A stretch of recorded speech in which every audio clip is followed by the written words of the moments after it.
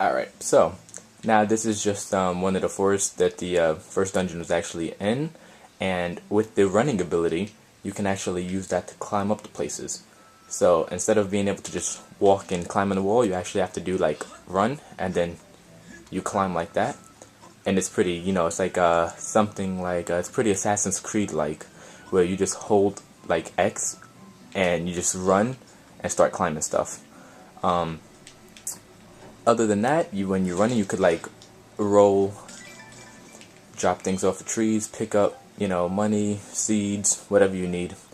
The seeds are actually your ammo for your slingshot, and slingshot is also, it's just like the beetle. It's, you know, aim and then you just hit A and you start using your slingshot.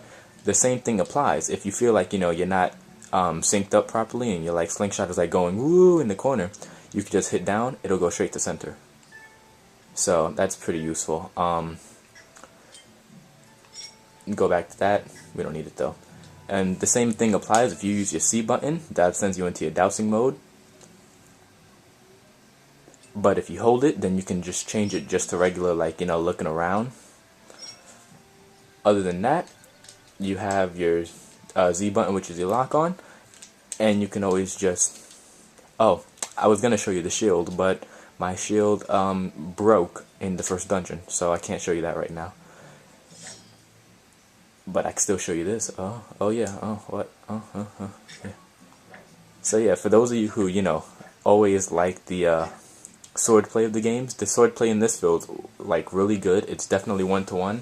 If you want, I'll actually try and show you right now. See if you can see both of us together. You can just like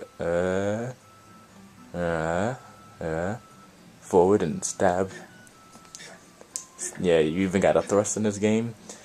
Just slash diagonally, upward. Oh wait, there you go. Downward, upward, and you don't have to act. You can still just flick the wrist. You don't actually, some people say, oh, you have to throw your whole arm into the motion and that's what makes the game tiring. It's not necessarily true. You don't have to throw your whole arm into the motion. But I will say that during the first boss fight, I died twice. On my third try is when I beat him. On my third try, I actually stood up from my chair and I went like just full on motion. I was like swinging the entire arms, and it was really fun. It was a kind of a decent level of challenge. He had two like stages, not forms. He was the same guy the whole time, but he had two, you know, stages to it. In the first stage, he was just like trying to parry with his hand. That was retardedly easy. The second part, he made his own sword and he attacked you, and that got a little challenging, and that was fun. Overall, what I would have to say is the first dungeon was easy. However, there were parts of, like, there were puzzles where the solution was super duper easy, but they didn't tell you what it was, and I was literally, I didn't go online or anything, and I don't plan on going online for this entire game. However, I was stuck on the simplest puzzle, just sitting there like for like an hour, and I'm like, this was at the beginning, the very beginning of the dungeon, and I'm just like, I've only been in 2 other rooms. There's no, what do I have to do? And the answer was you had to actually like take your sword and spin it in a circle, and that was like the way you solved the puzzle. But there was like no hint towards that. But they told you very subtly, but it's like it wasn't enough of information, I felt. But anyway, now we're gonna head back to our town, which is Skyloft, which is an island in the sky. And here is where you start the game, obviously. As well as this is where all of the shops and stuff are located in the game, and this is where you can fly on your bird. Some people actually complain about the flying controls. I actually think they're pretty good once you get used to it. This person that's talking to me right now, her name is Fee. She is the spirit in my sword, which is this the goddess sword, and she is basically this game's equivalent of Navi, the little fairy from previous games, except she's not constantly yelling hey and listen.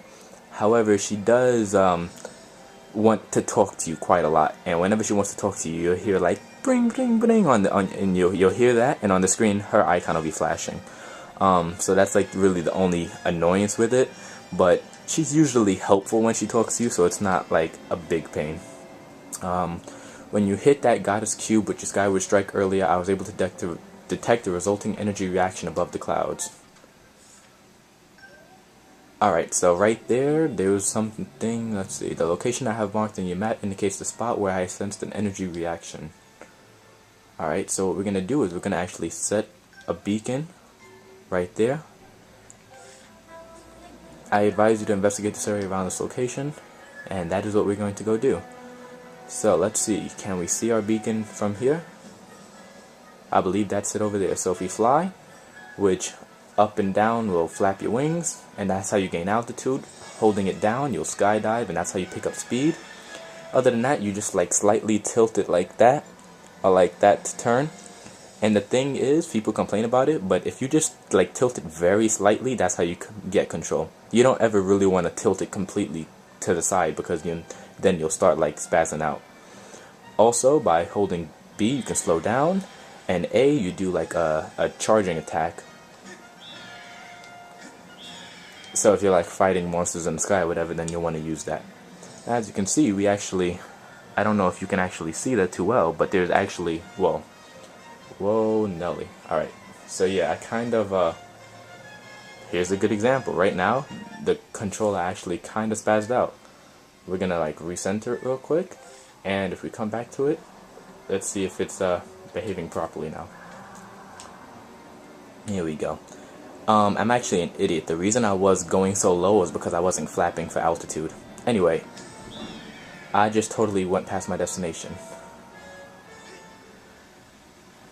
I just face planted on the top of a building because I'm Link. What I actually should have done is did that, which is pull out a parachute, and I would have been A-okay. But I didn't, so I landed on the building. And if we look at this island, for some reason there are a bunch of pumpkins here. Now, if you tilt the Wiimote upward, you can actually chuck things, and depending on how light the object is, if you hold it downward, you can roll the object. Let's see, there's a heart here for some reason. Let's see who is in this island. This is a pumpkin-shaped building, which is quite interesting. Oops, didn't want to do that.